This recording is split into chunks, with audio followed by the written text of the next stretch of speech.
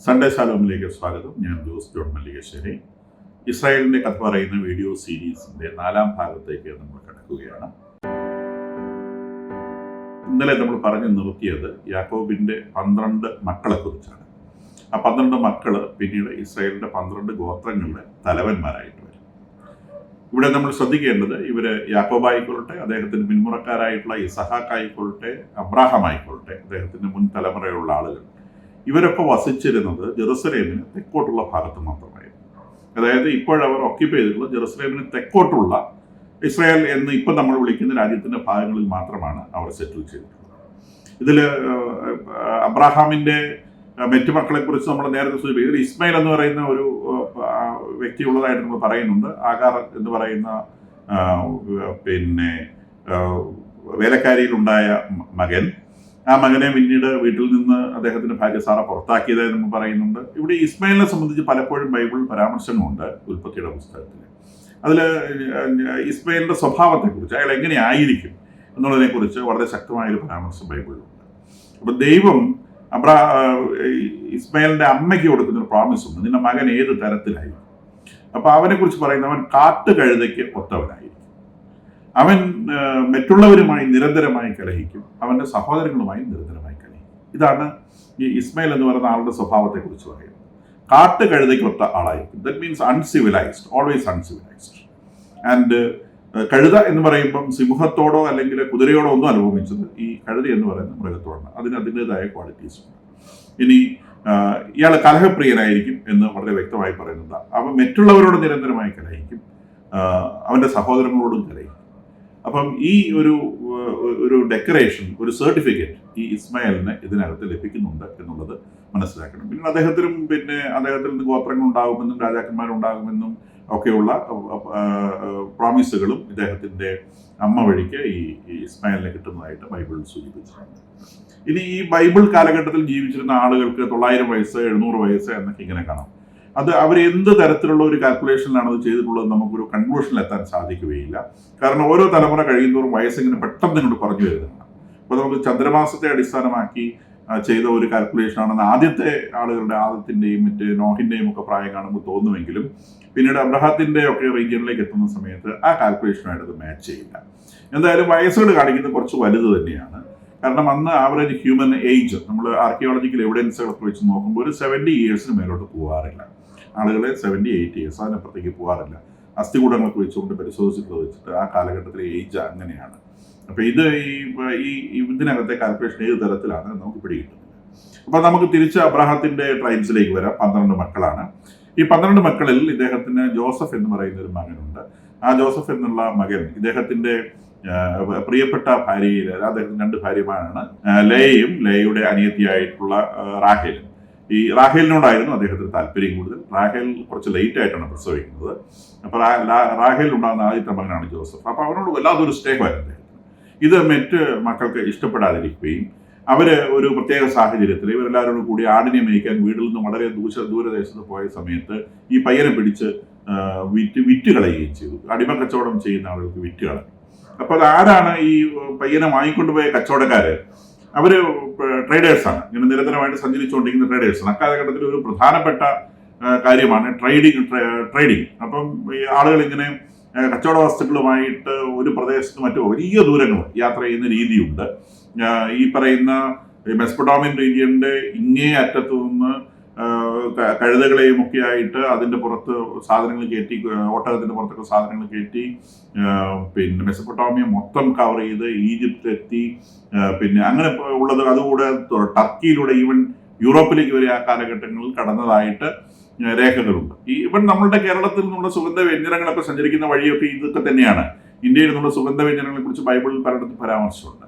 ഇത് ഈ കുവൈറ്റിൻ്റെ റീജിയനിലാണ് എത്തിപ്പെടുന്നത്. അറബിക്കടലിലൂടെ കുവൈറ്റ് റീജിയനിൽ എത്തിപ്പെടുന്നു, മെസപ്പൊട്ടോമിയയുടെ ചോട്ടിലെത്തിപ്പെടുന്നു. അവിടുന്ന് ഇതുപോലത്തെ കച്ചവട സംഘങ്ങൾ ഈ ഗോൾഡൻ ട്രയാങ്കിൾ എന്നൊക്കെ വിളിക്കുന്ന ഒരു ട്രാക്കുണ്ട്. നമ്മൾ നേരത്തെ പറഞ്ഞ ആ ചന്ദ്രക്കലയുടെ രൂപത്തിലുള്ള അതിനകത്തൂടി സഞ്ചരിച്ച് ഈജിപ്തിലേക്ക് പോകും. അപ്പോൾ ഇങ്ങനെ കച്ചവട സംഘങ്ങൾ നിരന്തരമായിട്ട് സഞ്ചരിക്കും.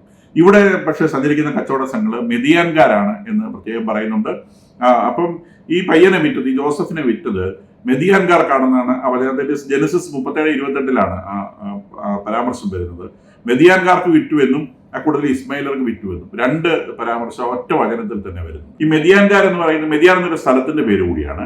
ഈ മെദിയാൻ എന്ന് പറയുന്ന പ്രദേശം നമ്മുടെ ഗൾഫ് ഓഫ് അക്കാബ എന്ന് നമ്മൾ വിളിക്കുന്ന റെഡ് സീയുടെ ഇസ്രായേലിന്റെ തെക്ക് ഭാഗത്ത് മുട്ടിക്കിടക്കുന്ന കടലെടുക്കാണ് ദാറ്റ് ഈസ് ഗൾഫ് ഓഫ് അക്കാബ. ഈ ഗൾഫ് ഓഫ് അക്കാബയുടെ ഈസ്റ്റേൺ റീജിയൻ, കിഴക്ക് ഭാഗത്തിനെയാണ് മെദിയാൻ എന്ന് പറയുന്ന പ്രദേശം. ഇത് സൗദി അറേബ്യയുടെ ഭാഗമാണ്. അപ്പോൾ സൗദി അറേബ്യയിൽ നമ്മളുടെ മക്ക മദീനയൊക്കെ വരുന്ന അതിന്റെ കുറെ പ്രദേശത്തൊക്കെ ആയിട്ടാണ്. അപ്പോൾ ഈ മെദിയാൻ പ്രദേശത്ത് താമസിക്കുന്നത് മെദിയാൻകാരും ഇസ്മായിലരുമാണ്. ഈ മെദിയാൻകാരും ഇസ്മായിലരും, മെദിയാൻകാർ എന്ന് പറയുന്നത് അബ്രാഹത്തിന്റെ രണ്ടാം ഭാര്യയായ കെത്തൂറയുടെ മക്കളാണ്. കെത്തൂറ അദ്ദേഹത്തിന് 6 മക്കളുണ്ടായിരുന്നു. ഇസ്മായിൽ എന്ന് പറയുന്നത് ആകാറിന്റെ മകനായിട്ടുള്ള ഇസ്മായിലാണ്. അപ്പൊ ഇവരൊക്കെ താമസിക്കുന്നത് ഈ സൗദി അറേബ്യയിലെ മെദിയാൻ എന്ന് പറയുന്ന പ്രദേശത്താണ്. അത് ഈ ഗൾഫ് റെഡ് സീയുടെ അഖാബ ഉൾക്കടലിന്റെ തെക്ക് ഭാഗത്ത് വരുന്ന റീജിയനാണ് മെദിയാൻ. അപ്പൊ ഈ ആളുകളാണ് ഈ കച്ചവട സംഘമായിട്ട് ഈ ഇസ്രായേൽ പ്രദേശത്തൂടെ കടന്ന് ഈജിപ്തിലേക്ക് പോയിരുന്നത്. അവരുടെ കയ്യിലാണ് ഈ പയ്യനെ ഇവർ വിൽക്കുന്നത്. ഈ പയ്യനെയും കൊണ്ട് ഇവര് ഈജിപ്തിലെത്തുന്നുണ്ട്. യാക്കോബിന്റെ മക്കള് 12 പേരാണ്. ഈ യാക്കോബിന്റെ കാലഘട്ടം വരെ അബ്രാഹാം, ഇസഹാക്ക്, യാക്കോബ് മൂത്ത മകന് മാത്രമാണ് സർവ്വ അനുഗ്രഹങ്ങൾ നൽകപ്പെട്ടത്. പക്ഷെ ഇവിടെ എത്തിയപ്പോൾ കാര്യം മാറി. ഇവിടെ ഈ 12 മക്കൾക്കും ഇമ്പോർട്ടൻസ് ഉണ്ട്. ആരും ഒരാൾ കുറച്ച് മേലെ വരുന്നുണ്ട്. അത് പിന്നീട് ബൈബിളിക്കൽ സ്റ്റോറിയുടെ ഭാഗമായിട്ട് മേലെ വരുന്നതാണ്. അവിടെ ഒരു പ്രത്യേക അനുഗ്രഹം അദ്ദേഹത്തിന് കൊടുത്തതായിട്ട് കാണുന്നില്ല. പക്ഷെ അവന്റെ യൂദ എന്ന് പറയുന്ന മകൻ, അത് യാക്കോബിന്റെ 4ാമത്തെ മകനാണ്. ആ 4ാമത്തെ മകനെ കുറിച്ച് അബ്രാഹാം പ്രഡിക്ഷൻസ് നടത്തും. ഓരോ മക്കളെ കുറിച്ചും അദ്ദേഹം പ്രഡിക്ഷൻസ് നടത്തും. പക്ഷെ ഇതിൽ 4ാമത്തെ മകനായ യൂദായ്ക്കാണ് ഒരു പ്രത്യേകമായ പ്രഡിക്ഷൻ വരുന്നത്. അപ്പൊ ഇതിൽ നമ്മൾ പ്രത്യേകം ശ്രദ്ധിക്കുന്ന ഒരു കാര്യം, ഈ യൂദ എന്ന പേരിൽ നിന്നാണ് ജ്യൂസ് എന്ന് പറയുന്ന ഇന്നത്തെ യഹൂദരുടെ ആ നാമം വരുന്നത്. ജ്യൂസ്, ജൂത, ജ്യൂസ്. അപ്പൊ യൂദായുടെ പിന്മുറക്കാരായിട്ടാണ് യഹൂദർ. ഇന്ന് നമ്മൾ ഇസ്രായേലിൽ താമസിക്കുന്ന ആളുകൾ ജൂദായുടെ പിന്മുറക്കാരാണ് എന്നാണ് അവർ മനസ്സിലാക്കുന്നത്. സ്വയം മനസ്സിലാക്കിയിട്ട് തന്നെയാണ്. അദ്ദേഹത്തിന് ഈ യാക്കോബിന്റെ ഏറ്റവും മൂത്ത മകൻ റൂബനാണ്. 2ാമത്തെ മകൻ ശെമയോനാണ്. 3ാമത്തെ മകൻ ലേബിയാണ്. റൂബനെ സംബന്ധിച്ച് യാക്കോബിന് ഒരു പരാതിയുണ്ട്. യാക്കോബിന് തന്നെ ഒരു ഭാര്യയും സഹിച്ചു എന്നുള്ള ഒരു പരാതിയുണ്ട്. അതുകൊണ്ട് അവനെ അദ്ദേഹം അതിന്റെ പേരിൽ അനുഗ്രഹത്തിന് ഒരു കുറവ് വന്നിട്ടുണ്ട്. 2ാമത്തത് ശെമയോൻ, 3ാമത്തെ ലേവി. ഇവർ രണ്ടുപേരും കൂടിയാണ് ഷെക്കേമിൽ പോയിട്ട് വലിയ ആക്രമണം കാണിച്ചത്. അവരുടെ സഹോദരിയായിട്ടുള്ള ദീനയെ ബലമായി പ്രാപിച്ചു എന്ന പേരിൽ ഷെക്കേം രാജകുമാരൻ, ഷെക്കേം എന്നത് സ്ഥലവുമാണ്, അവിടുത്തെ ജനത്തെ ഇവർ കൊന്നുകളഞ്ഞു. അപ്പം രക്തം വീഴ്ത്തിയവർ എന്ന നിലയ്ക്ക് അവരുടെയും ഇമ്പോർട്ടൻസ് കുറഞ്ഞു പോയി. പക്ഷേ ലേവി ഗോത്രം പിന്നീട് വളരെ ഇമ്പോർട്ടൻ്റ് ആയിട്ട് വരുന്നത് നമുക്കറിയാം. കാരണം പുരോഹിതരൊക്കെ ആ ഗോത്രത്തിൽ നിന്നാണ് വരുന്നത്. മോശ ആ ഗോത്രത്തിൽ നിന്നാണ് വരുന്നത്. മോശയുടെ സഹോദരൻ, പുരോഹിതന്മാരുടെ ഒക്കെ നേതാവായിട്ട് വരുന്ന മോശയുടെ സഹോദരനും ആ ഗോത്രത്തിൽ നിന്ന് തന്നെയാണ് വരുന്നത്. അപ്പം ആ ഗോത്രത്തിന് ഇമ്പോർട്ടൻസ് ഇല്ലാന്ന് നമുക്ക് പറയാൻ പറ്റില്ല. അതും ഇമ്പോർട്ടൻ്റ് ആയിട്ടുള്ള ഗോത്രമാണ്. എന്നാൽ യൂദായുടെ ഗോത്രത്തിന്റെ ഏറ്റവും വലിയ ഇമ്പോർട്ടൻസ് എന്ന് പറയുന്നത് യേശു ക്രിസ്തു ജനിക്കുന്നത് യൂദായുടെ ഗോത്രത്തിലാണ്. ദാവീദ് യൂദായുടെ ഗോത്രത്തിലാണ്. സോളമൻ യൂദായുടെ ഗോത്രത്തിലാണ്. അപ്പൊ പിന്നീട് ഏറ്റവും പ്രോമിനന്റ് ആയിട്ടുള്ള ഗോത്രമായിട്ട് വരുന്നത് യൂദായുടെ ഗോത്രമാണ്. അപ്പൊ നമ്മൾ മനസ്സിലാക്കേണ്ടത് ഈ ഒരു മകന് മാത്രം അനുഗ്രഹം എന്നുള്ള ആ സിസ്റ്റത്തിൽ നിന്ന് ഇത് കുറച്ച് വ്യത്യാസപ്പെട്ടു എന്നുള്ളത് നമ്മൾ മനസ്സിലാക്കണം. ഇനി ജോസഫ് അങ്ങനെ ഈജിപ്തിലെത്തുകയാണ്. പ്രത്യേകിച്ച് പറയേണ്ടത്, ഇവർ വളരെ ഹാൻസം ആയിട്ടുള്ള മനുഷ്യരാണ്, എക്സ്ട്രീംലി ബ്യൂട്ടിഫുൾ ആണ്. അപ്പം ഈജിപ്തിലെത്തുമ്പോൾ അദ്ദേഹത്തിന്റെ സൗന്ദര്യത്തിന്റെ പേരിൽ തന്നെ വളരെയേറെ ഐഡന്റിഫൈ ചെയ്യപ്പെടുന്നുണ്ട്. കൂടാതെ അതിബുദ്ധിമാനാണ്. സ്വപ്നങ്ങൾ ഇന്റർപ്രറ്റ് ചെയ്യുന്നതിന് അദ്ദേഹത്തിന് വല്ലാത്ത ഒരു കഴിവുള്ളതായിട്ട് പറയുന്നുണ്ട്. അത് ഫറവോയുടെ ചീഫായിട്ടുള്ള പൊത്തിഫർ എന്ന് പറയുന്ന ആളുടെ കയ്യിലാണ് അദ്ദേഹം ആദ്യം എത്തിപ്പെടുന്നത്. അങ്ങനെ പൊത്തിഫറിന്റെ ഭവനത്തിൽ അദ്ദേഹം താമസിക്കുകയും ആ ഭവനത്തിന്റെ മാനേജറാവുകയും. എവിടെ ചെന്നാലും അദ്ദേഹം മാനേജറാവും. കാരണം അതിസമർത്ഥനാണ് എന്ന് വേണം വിചാരിക്കുക. പിന്നീട് ചില പ്രത്യേക സാഹചര്യങ്ങൾ അദ്ദേഹം ജയിലിലാവുന്നുണ്ട്. ജയിലിലെത്തിയപ്പോൾ അദ്ദേഹം ജയിലിലെ ചീഫായി. ഇനി അവിടെ നിന്ന് ഇദ്ദേഹത്തിന്റെ സ്വപ്നങ്ങൾ ഇന്റർപ്രറ്റ് ചെയ്യാനുള്ള കഴിവ് വെച്ചുകൊണ്ട് ഇദ്ദേഹം ഫറവോയുടെ മുമ്പിലെത്തുന്നു. ഫറവോയുടെ സ്വപ്നങ്ങളെ ഇന്റർപ്രറ്റ് ചെയ്യുന്നതിന്റെ അടിസ്ഥാനത്തിൽ അദ്ദേഹത്തെ രാജ്യത്തിന്റെ ചീഫായി നിയമിക്കുന്നു. അങ്ങനെ ഈജിപ്തിന്റെ രാജാവിന്റെ തൊട്ട് താഴെയുള്ള പൊസിഷൻ, രാജാവ് കഴിഞ്ഞാൽ പിന്നെ അടുത്ത പൊസിഷൻ, നമുക്ക് വേണേൽ പ്രൈം മിനിസ്റ്റർ എന്ന് വിളിക്കാം, ആ പൊസിഷനിൽ ജോസഫ് അപ്പോയിന്റ് ചെയ്യപ്പെടുന്നു ഈജിപ്തിന്റെ മൊത്തം. അപ്പോൾ ഇദ്ദേഹം പ്രഡിക്റ്റ് ചെയ്തതുപോലെ അവിടെ ഒരു സ്വപ്നത്തെ പ്രഡിക്റ്റ് ചെയ്തതുപോലെ അവിടെ കാര്യങ്ങൾ സംഭവിക്കുന്നു. അവിടെ പട്ടിണി ഉണ്ടാവുന്നു. അത് മുൻകൂട്ടി അദ്ദേഹം പറഞ്ഞിരുന്നത് കൊണ്ട് അവർക്ക് ധാന്യങ്ങൾ ധാരാളമായി സംഭരിച്ചു വെക്കാൻ സാധിക്കുന്നു. അത് കഴിഞ്ഞ് വലിയ വരൾച്ച വരും. വലിയ വരൾച്ച ഈ ഈജിപ്തിൽ വന്ന കൂട്ടത്തിൽ ഈ കനാൻ ദേശത്തും ഈ വരൾച്ച വന്നിട്ടുണ്ട്. അപ്പൊ അങ്ങനെ വന്നു, ധാന്യങ്ങൾ തീരെ കിട്ടാതെ വന്നു. അങ്ങനെ യാക്കോബിനും അദ്ദേഹത്തിന്റെ ഈ ജോസഫ് ഒഴികെയുള്ള മക്കളൊക്കെ അവിടെ താമസിക്കുന്നു. ജോസഫിനെയാണ് ഇവർ വിറ്റ് കളഞ്ഞത്. അവർ വലിയ പട്ടിണിയിൽപ്പെടും. ഭക്ഷണം ഇല്ലാതെ ഇവർ ഭക്ഷണം അന്വേഷിച്ച്, പണമുണ്ട് അവർക്ക്, ഒരു ആട്ടിടയന്മാരാണ്, റിച്ചാണ്. ഇവർ ആ പണവുമായിട്ട് ഈജിപ്തിൽ ധാന്യം വാങ്ങിക്കാൻ വരും. അങ്ങനെ ധാന്യം വാങ്ങിക്കാൻ വേണ്ടി വന്ന് ജോസഫ് ഇവരെ മനസ്സിലാക്കുകയും അങ്ങനെ ജോസഫ്, കുറച്ച് സ്റ്റോറിയുണ്ട്, കഥയിലേക്ക് ഞാൻ പോകുന്നില്ല, ജോസഫ് ഈ അപ്പനെയും മക്കളെയും ഈജിപ്തിലേക്ക് കൊണ്ടുവരികയും ചെയ്യും. അങ്ങനെ അവർ ഈജിപ്തിലെത്തി. ആട്ടിടയന്മാരാണ്. ആട്ടിടയന്മാരെ ഈജിപ്തുകാർക്ക് വലിയ താല്പര്യമില്ലെന്ന് ഞാൻ ആദ്യമേ സൂചിപ്പിച്ചു. കാരണം ഇടയ സംസ്കാരം എന്ന് പറയുന്ന സിവിലൈസേഷനിൽ കുറെ പുറകിലുള്ളതാണ്. ഈജിപ്തുകാർ കൃഷിക്കാരാണ്. കൃഷി എന്ന് പറയുന്നത് സിവിലൈസേഷൻ കുറെ അഡ്വാൻസ്ഡ് ആണ്. ചിലപ്പോൾ ഒരു 3,000-4,000 വർഷത്തെ ഡിഫറൻസ് ഉണ്ടാവും ഇത് തമ്മിൽ. അപ്പോൾ ഒരു സിവിലൈസേഷനിൽ കുറെ മുന്നോട്ട് വന്നവരാണ് ഈജിപ്തുകാർ. ആട്ടിടയന്മാരോട് അവർക്ക് താല്പര്യമില്ല. റീസൺ ഞാൻ പറഞ്ഞു, ഇവർക്ക് പ്രത്യേക സ്മെല്ലുണ്ട്, കൾച്ചറലി ദേ ആർ ഡിഫറെന്റ്, അങ്ങനെയൊക്കെ ഉണ്ടാവും.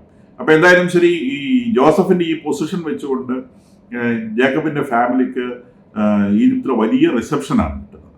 പക്ഷെ ജോസഫിന് തന്നെ അറിയാം ഈജിപ്തുകാർക്ക് ഇവരോട് വലിയ താല്പര്യമില്ല.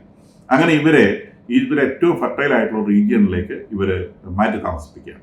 ഈ ഫെർട്ടൈൽ ആയിട്ട് റീജിയൻ നമ്മൾ കനാൻ ദേശത്ത് ഇങ്ങനെ ഈജിപ്തിലേക്ക് വരുന്ന വഴി ഞാൻ ഇന്നലെ സൂചിപ്പിച്ചിരുന്നു. മെഡിറ്ററേനിയന്റെ വക്കിലൂടെയാണ് സഞ്ചരിച്ചു വരിക.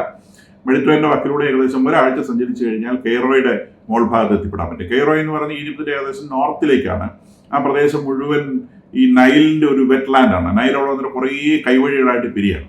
നൈൽ വലിയ നദിയാണ്, നമ്മൾ വലിയ വീതി കൂടിയ നദിയാണ് ഇത്. പിന്നെ മധ്യാർണ്യാലിൽ പോയി പതിക്കുന്നതിന് മുൻപ് കുറെ അധികം കൈവഴികളായിട്ട്, നമ്മുടെ ബ്രഹ്മപുത്രയുടെ ഒക്കെ മാതിരി തന്നെ കുറെ അധികം കൈവഴികളായിട്ട് ഒരു വലിയ പ്രദേശം മുഴുവനും നനച്ച് ഫെർട്ടൈലാക്കുകയാണ്. അപ്പൊ അങ്ങനെ ഫെർട്ടൈലായിട്ടുള്ള റീജിയന്റെ തുടക്കത്തിലാണ് കെയ്റോ ഉള്ളത്. ആ കെയ്റോയിൽ നിന്ന് കുറേയും കൂടി വടക്കോട്ട് ആണ് ഇവര് താമസിക്കാൻ വേണ്ടി ഇവർക്ക് സ്ഥലം കിട്ടുന്നത്. സ്ഥലത്തിന്റെ പേര് ഗോഷാൻ എന്ന് ബൈബിളിൽ രേഖപ്പെടുത്തിയിട്ടുണ്ട്, റസ്മേസ് എന്നും രേഖപ്പെടുത്തിയിട്ടുണ്ട്. ഇത് രണ്ടും കുറച്ച് വ്യത്യാസമുള്ള സ്ഥലമാണ്. ഇപ്പോഴത്തെ സിഗാസിഗ് എന്ന് പറയുന്ന കെയ്റോയിൽ നിന്നും വടക്കോട്ട് വരുന്ന ഒരു പ്രദേശമാണ് ഇവര് താമസിക്കുന്ന പ്രദേശം എന്നാണ് ഐഡന്റിഫൈ ചെയ്യപ്പെടുന്നത്. ഈ റസ്മേസ് എന്ന് പറയുന്ന സ്ഥലം ഇപ്പോഴും ഉണ്ട്. ആ പ്രദേശത്ത് ഇവർ താമസിച്ചിരുന്നതായി പിന്നീട് ലേറ്റർ സ്റ്റേജിൽ ബൈബിൾ സൂചിപ്പിക്കുന്നുണ്ട്. പക്ഷേ ബൈബിളിന്റെ ആദ്യ ഭാഗം സൂചിപ്പിക്കുന്നത് ഇവർ ഗോഷാൻ പ്രദേശത്തേക്ക് പോയി എന്നാണ്. അവിടെ അവർ ആട് വളർത്തി സമാധാനത്തിൽ ജീവിക്കുന്നു, ഫ്ലറിഷ് ചെയ്യുന്നു. അപ്പൊ ബൈബിൾ പ്രത്യേകം പറയുന്നത് യാക്കോബിന്റെ കൂടെ അദ്ദേഹത്തിന്റെ മക്കളും മക്കളുടെ മക്കളുമായിട്ട് 66 പേര് വന്നു. തീർച്ചയായിട്ടും ആണുങ്ങളുടെ എണ്ണമാണ്, പെണ്ണുങ്ങളുടെ എണ്ണമാണ് രേഖപ്പെടുത്തുക. അപ്പം 66 പേര് വന്നിട്ടുണ്ടെന്നാണ് സൂചിപ്പിക്കുന്നത്. ജോസഫും മക്കളും ഈ കൗണ്ടിൽ വരുന്നില്ല. ഇവര് ഈജിപ്തിലാണ് താമസിക്കുന്നത്. ഇവര് പിന്നീട് യാക്കോബ് മരണസമയത്ത് അദ്ദേഹത്തിന്റെ ശവസംസ്കാരം ഈ കനാൻ ദേശത്ത് ഹെബ്രോണിൽ തന്നെ കൊണ്ടുവന്ന് അദ്ദേഹത്തെ അടക്കണമെന്ന് പറയുന്നുണ്ട്. അപ്പൊ അതിന്റെ പേരിൽ ഒരു സത്യം ചെയ്യും. അതിൽ തൊടയുടെ അടിയിൽ കൈവച്ച് സത്യം ചെയ്യണം എന്നുള്ള ഒരു കാര്യം ബൈബിളിൽ നമ്മൾ കാണുന്നുണ്ട്. അപ്പൊ ഇത് വാസ്തവത്തിൽ എഗെയിൻ ജനനേന്ദ്രിയത്തിന് അടുത്തോട്ടുള്ള ഒരു സ്ഥലത്ത് കൈവച്ച് ചെയ്യുമ്പോൾ ആ ജനനേന്ദ്രിയത്തിന്റെ പ്രാധാന്യമാണ് അവിടെ കാണിക്കുന്നത്. ഞാൻ ഇന്നലെ സർക്കംസിഷൻ, ഈ അഗ്രകർമ്മം ഛേദിക്കുന്നതുമായി ബന്ധപ്പെട്ട് ഈ വിഷയം പറഞ്ഞിരുന്നു. അതായത് ജീവന്റെ ഉറവിടം പുരുഷ ജനനേന്ദ്രിയമാണ് എന്നൊരു ചിന്തയിൽ നിന്നാണ് ഇത്തരം കാര്യങ്ങളൊക്കെ വരുന്നത്. ജീവനാണല്ലോ ഏറ്റവും പ്രധാനപ്പെട്ട കാര്യം. അപ്പൊ അതുമായിട്ട് ബന്ധപ്പെട്ടിട്ടാണ് ഈ തൊടയുടെ അടിയിൽ കൈവച്ച് സത്യം ചെയ്യിക്കുന്നത്. അങ്ങനെ സത്യം ചെയ്യിക്കുകയും ജേക്കബിനെ ഇവർ കനാൻ ദേശത്ത് കൊണ്ടുവന്ന് നടക്കുകയൊക്കെ ചെയ്യുന്ന കഥയൊക്കെ ബൈബിളിൽ പറയുന്നുണ്ട്. അതിനു മുമ്പ് തന്നെ യാക്കോബ് ഈ ജോസഫിന്റെ 2 മക്കളായിട്ടുള്ള എഫ്രായിം, മനാസെ എന്ന് പറയുന്ന 2 പേരെ വിളിച്ച് ആ 2 പേരും ജേക്കബിന്റെ തന്നെ മക്കളായി പരിഗണിക്കപ്പെടണം എന്ന് പറയുകയുണ്ടായിരുന്നു. അതുകൊണ്ട് എഫ്രായിമിന്റെയും മനാസയുടെയും, ജോസഫിന്റെ മക്കളായിട്ടുള്ള എഫ്രായിമിന്റെയും മനാസയുടെയും മക്കൾക്ക് ഈ ഇസ്രായേലിന്റെ കഥയിൽ വളരെ പ്രാധാന്യമുണ്ട് എന്ന് ഓർത്തു വയ്ക്കണം. ഏകദേശം ഒരു 430 വർഷമാണ് ഇവര് ഈജിപ്തിൽ താമസിക്കുന്നത്. പക്ഷെ ആ ഒരു കാലഘട്ടം കൊണ്ട് ഇവർ വലിയൊരു സമൂഹമായിട്ടാണ് വളർന്നത്. ഞാൻ ആദ്യമേ സൂചിപ്പിച്ചു, ഇവര് ബുദ്ധിയിൽ വളരെ മുമ്പിലുള്ളവരാണ്, സൗന്ദര്യത്തിന് മുമ്പിലുള്ളവരാണ്. അപ്പൊ ഈജിപ്തുകാരെ സംബന്ധിച്ച് ഇങ്ങനെ ഇത് വളർന്നപ്പം ഇവർക്ക് വലിയ ഭയമായി തുടങ്ങി. 100-400 വർഷം കടന്നുപോയപ്പം പിന്നീട് വന്ന ഫറവോമാർക്കൊക്കെ ഈ ജോസഫിനെ മറന്നുപോയി, ഈ സമൂഹത്തിന്റെ ഇമ്പോർട്ടൻസ് മറന്നുപോയി. അപ്പം അവരിൽ നിന്നും വളരെ ഡിസ്റ്റിങ്റ്റീവ് ആയിട്ടൊരു ഗ്രൂപ്പ് ഈ നാട്ടിൽ ജീവിക്കുന്നുണ്ട്. അപ്പൊ അവർക്ക് ഭയമാണ്, ഇത് പിന്നീട് നമ്മളെ കീഴ്പ്പെടുത്തി കളയുമോ. വളരെ വ്യത്യസ്തമായ റൈസാണ് ഈജിപ്തുകാരുടെ, അതേപോലെ അല്ല, ഒരു രൂപഭാവങ്ങളും എല്ലാം വ്യത്യാസമുള്ള റൈസാണ്. അപ്പൊ ഈ റൈസിനെ ഭയന്നിട്ട് ഇവരെ എങ്ങനെയെങ്കിലും സപ്രസ് ചെയ്യണം എന്ന് വിചാരിച്ച് ഇവരെ ബിൽഡിംഗ് പണിക്ക് എത്തിച്ചു. അസൽ ഇവർ ഭയങ്കര ലേസിയായിരുന്നു. ഇവര് ഈ 100-400 വർഷം ഈ രാജാവിന്റെ വലിയ സംരക്ഷണം കിട്ടിയതോടെ ഇവർക്ക് ആരും പേടിക്കേണ്ട ആവശ്യമില്ല. ഇവർ ഈ കാറ്റൽ ലെയറിംഗും ഒക്കെ ആയിട്ട് ആ കിട്ടുന്ന സൗകര്യങ്ങളൊക്കെ അനുഭവിച്ച് അതിന്റെ സമൃദ്ധി അനുഭവിച്ച് ആരോടും വഴക്കുണ്ടാക്കാതെ 100-400 വർഷങ്ങൾ ജീവിച്ചു. അപ്പൊ അതിന് വേണ്ടവർക്ക് അത് സംഭവിച്ചു ചോദിച്ചാൽ ഫൈറ്റിംഗ് സ്പിരിറ്റ് പോയി. ഇവര് കനാൻ ദേശത്ത് ഫൈറ്റ് ചെയ്ത് ജീവിച്ചിരുന്ന ആളുകളാണ്. മറ്റു ഗോത്രങ്ങളോട് നിരന്തരമായിട്ട് ഇവർക്ക് ഏറ്റുമുട്ടേണ്ടി വന്നിട്ടുണ്ട്. ഷെഖമിലൊക്കെ പോയി യുദ്ധം ചെയ്ത കാര്യം പറയുന്നുണ്ട്. ആ ഫൈറ്റിംഗ് സ്പിരിറ്റ് മുഴുവൻ പോയി സുഖിമാന്മാരായിട്ട് ആരോടും ഫൈറ്റ് ചെയ്യാത്തൊരു സമൂഹമായിട്ട് ഇവർ ജീവിച്ചെന്ന് ശീലിച്ചു പോയി. ഇവരെയാണ് പെട്ടെന്ന് പിടിച്ച് ബിൽഡിംഗ് കൺസ്ട്രക്ഷനിലേക്ക് ഇടുന്നത്. അത്തരം പണികളൊന്നും ഇവർക്ക് യാതൊരു ശീലമില്ല. കാരണം അത്ര വലിയ ഹെവി ആയിട്ടുള്ള ജോബ് അവർ ചെയ്യത്തില്ല. ഇത് ഒരു അടിമത്ത വഴി പോലെ ഇവരെ കൊണ്ട് ചെയ്യിക്കുകയും ഇവർ ബഹളം കൂട്ടാൻ തുടങ്ങി. ഇവർക്ക് ഇതിനോട് ഒരു തരത്തിലും ഒത്തുപോകാൻ സാധിക്കുന്നില്ല. അപ്പോൾ ഇവരെപ്പോഴും നിലവിളിയും ബഹളമാണ്, ഞങ്ങളെ കൊണ്ട് വല്ലാതെ പണിയെടുപ്പിക്കുന്നത്. അപ്പോൾ എന്നിട്ടും ഇവരെ എണ്ണത്തിൽ വർദ്ധിക്കുന്നു എന്ന് കണ്ട് ഫറവോ ഇവരുടെ ആൺമക്കളെ കൊന്നുകളയുവാൻ വേണ്ടി അക്കാലത്ത് സൂതികർമ്മിണികളോട്, സൂതികർമ്മിണി എന്ന് പറഞ്ഞാൽ പ്രസവം എടുക്കുന്ന ആളുകൾ, അത്തരം സ്ത്രീകളോട് പറഞ്ഞു ആൺമക്കളാണ് ജനിക്കുന്ന വിഷം കൊടുത്ത് കൊന്നേക്കാൻ പറഞ്ഞു. അപ്പോൾ ഇത് ഇവരെ സംബന്ധിച്ച് വലിയ ബുദ്ധിമുട്ടായി. കാരണം രാജാവാണ് പറയുന്നത്, ഇത് എക്സിക്യൂട്ട് ചെയ്യപ്പെടും. അങ്ങനെ ആൺമക്കളെ ഒളിപ്പിച്ച് വളർത്തുന്ന രീതിയിലേക്കൊക്കെ ഇവരെത്തുന്നു. അങ്ങനെ ഒരു സ്ത്രീക്ക് ഒരു ആൺമകൻ ഉണ്ടാവുന്നു. ഈ ആൺമകനെ എങ്ങനെ രക്ഷിക്കേണ്ടു എന്നറിയാതെ അവർ വിഷമിക്കുന്നു. അപ്പോൾ ആൺമകനെ ഇവർ നദിയിൽ ഒഴുക്കി വിടുന്നു. ഈ നദിയിൽ ഒഴുക്കി വിട്ട ആൺമകനെ രാജാവിൻ്റെ ഫറവോയുടെ മകളുടെ കയ്യിൽ കിട്ടും. അങ്ങനെ ഫറവോയുടെ മകള് ഈ പയ്യനെ കൊണ്ട് കൊട്ടാരത്തിൽ വളർത്തുന്നു. സാന്ദർഭികവശാൽ ഈ പയ്യന്റെ അമ്മ തന്നെ ഈ കുഞ്ഞിന് മുല കൊടുക്കുവാനായി അവിടെ എത്തുന്നു. അപ്പം സ്വാഭാവികമായിട്ടും ഈ അമ്മയിൽ നിന്ന് ഈ പയ്യൻ ഞാൻ ആരാണെന്ന് മനസ്സിലാക്കിയിട്ടുണ്ട്. ഈ പയ്യനാണ് പിന്നീട് മോശ എന്ന പേര് വരുന്നത്. അപ്പൊ ഇവിടെ നമ്മൾ മനസ്സിലാക്കേണ്ടത് മോശയ്ക്ക് ഒരു ഭാഗ്യം കിട്ടി എന്നുള്ളതിനേക്കാളേറെ മനസ്സിലാക്കേണ്ടത് മോശ രാജകുമാരനാണ് എന്നുള്ളതാണ്. രാജകൊട്ടാരത്തിൽ ജനിച്ച കാലം മുതൽ വളർന്ന ആൾ രാജകുമാരനാണ്.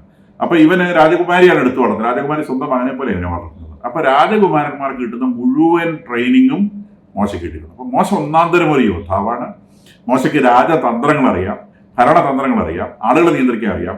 ഈ ട്രെയിനിങ് മുഴുവൻ മോശയ്ക്ക് ഈ രാജകൊട്ടാരത്തിൽ നിന്ന് കിട്ടുന്നുണ്ട്. ഇസ്രായേൽക്കാർ മുഴുവൻ ഈ ആടിനെ വളർത്തുന്നവരായിട്ടും കെട്ടിടം പണിയുന്നവരായിട്ടും അങ്ങനെയുള്ള ലെവലിൽ നിൽക്കുമ്പോൾ അവരുടെ കൂട്ടത്തിൽ നിന്ന് ഒരുവൻ രക്ഷപ്പെട്ട് രാജകൊട്ടാരത്തിൽ എത്തുകയും അവന് അന്നത്തെ ഏറ്റവും സുപ്പീരിയർ ആയിട്ടുള്ള ട്രെയിനിങ് കിട്ടുകയും ചെയ്യും.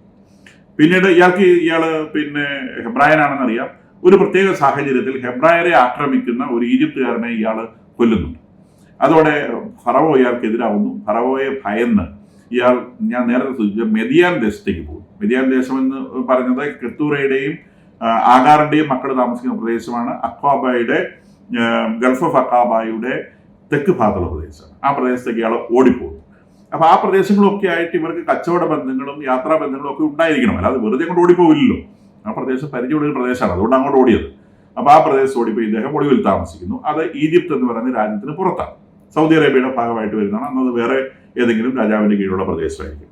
അപ്പൊ എന്തായാലും ശരി, അവിടെ ഇദ്ദേഹം എത്തിപ്പെടുന്നു. അവിടെ ജത്രോ എന്ന് പറയുന്ന ഒരാളുടെ പേരാണ് അവിടെ കാണുന്നത്. ഈ ജത്രോ എന്നുള്ളത് കെത്തൂറയുടെ വഴിക്ക് എബ്രാഹാമിന്റെ ഇതിൽപ്പെടുന്ന ആൾ തന്നെയാണ്. കെത്തൂറ എന്ന് പറയുന്ന സ്ത്രീയിൽ എബ്രാഹത്തിന് മക്കളുണ്ടായതിന്റെ പിന്മുറക്കാരിൽ പെടുന്ന ഒരാളാണ് ജത്രോ അഥവാ റെവുവേൽ എന്നൊക്കെ പേര് പറയുന്ന ആൾ. സെയിം ആളാണ്.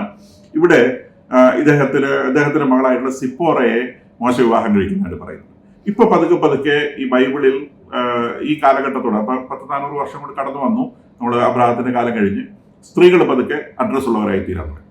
അപ്പൊ ഇവര് പിന്നെ മോശയുടെ അമ്മയുടെ പേര് പറയുന്നുണ്ട്, മോശയുടെ സഹോദരിയുടെ പേര് പറയുന്നുണ്ട്. അങ്ങനെ പതുക്കെ പതുക്കെ ബൈബിളിൽ സ്ത്രീകൾക്ക് പ്രോമിനൻസ് വന്നു തുടങ്ങിയിട്ടുണ്ട് എന്ന് മനസ്സിലാക്കണം. സിപ്പോറ വരുമ്പോഴത്തേക്ക് ഇത് വളരെ ഇമ്പോർട്ടന്റ് ആയിട്ടുള്ള പേരായി മാറുന്നു. പിന്നീട് മോശയുടെ ജീവൻ രക്ഷിക്കാൻ സിപ്പോറ ഇദ്ദേഹത്തെ സർക്കംസിഷൻ ചെയ്യുന്നതൊക്കെ ബൈബിളിൽ പ്രത്യേകം എടുത്തു പറയുന്നുണ്ട്. എന്ന് പറഞ്ഞാൽ സ്ത്രീകളുടെ പ്രോമിനൻസ് കൂടി വരുന്നു.